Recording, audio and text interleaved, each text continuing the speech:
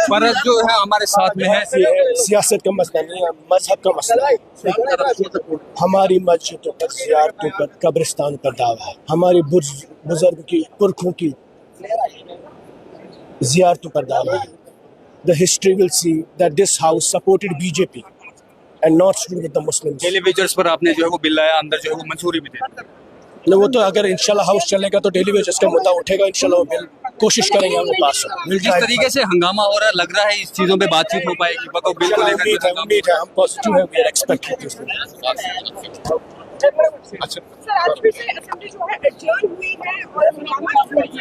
देखिए, this is the most turning point in the history of Indian Muslims.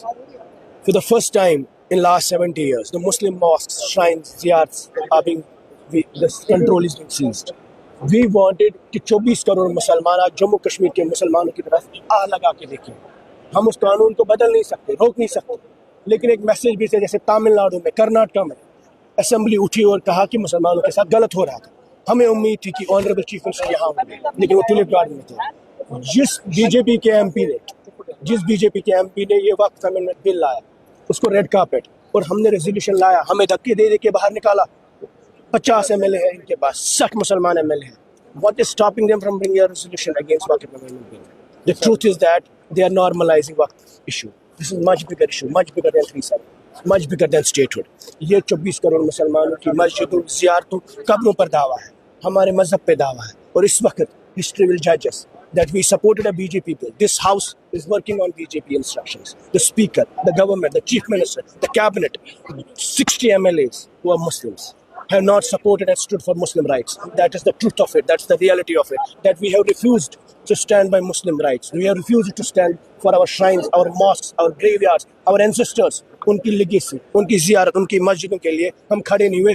60 लोग होके और 24 करोड़ मुसलमान। मुझे बताइए, बीजेपी, TMC के लोग, कांग्रेस के लोग, पंजाब में, कर्नाटक में, तमिलनाडु में लोगों ने इस रेजोल्यूशन का साथ अपोजिशन किया।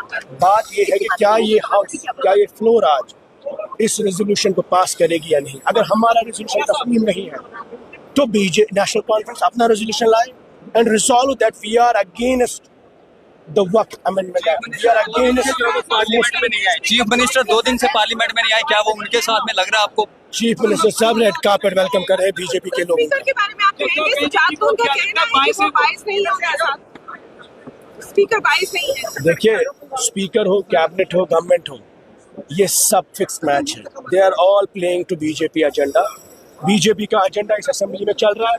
5 लोग हो या 90 हो, सब बीजेपी का एजेंडा चला रहे हैं इस वक्त। क्योंकि अगर आप वक्फ के इशू पे मुसलमानों के साथ खड़े होता इन अ मुस्लिम मेजॉरिटी स्टेट जहाँ 60 MLAs मुस्लिम है, what stopping them from passing this resolution? Tell me one thing, what prevents them from passing this resolution? Sir एक मिनट आइए। साफ तौर पर जो है आपने सुना, पुलवामा से PDP के विधायक वाहिद परा ने जो है वो साफ तौर पर ये कहा है कि चलिए डेली वेजर्स को लेकर जो है हमने बिल तो लाया, वो जो है वो अंदर हाउस से मंजूरी भी उसे जो है वो दे दी गई। लेकिन एक और आप देख रहे हैं, तमाम तामझाम जो है अंदर इसलिए लगा हुआ क्योंकि वक्फ अमेंडमेंट बिल को लेकर जो है लगातार 2 दिन से सरकार जो है वो खुद हाउस में जो है अपोजिशन का काम कर रही है कि वक्फ बिल पर जो है वो बातचीत होनी चाहिए, लेकिन अंदर जो है वक्फ बिल को लेकर बातचीत नहीं हो पा रही है। स्पीकर साफ तौर पर जो है वो मना कर रहे हैं, लेकिन उसके बावजूद भी यहाँ पर जो है जितने भी NC के MLA हैं, जितने भी मेजॉरिटी यानी कि सरकार के लोग हैं, वो ही जो है इसके खिलाफ उठे हुए हैं। और उनका साफ तौर पर कहना है कि majority of Muslim MLAs in house, और उसके बावजूद भी जो है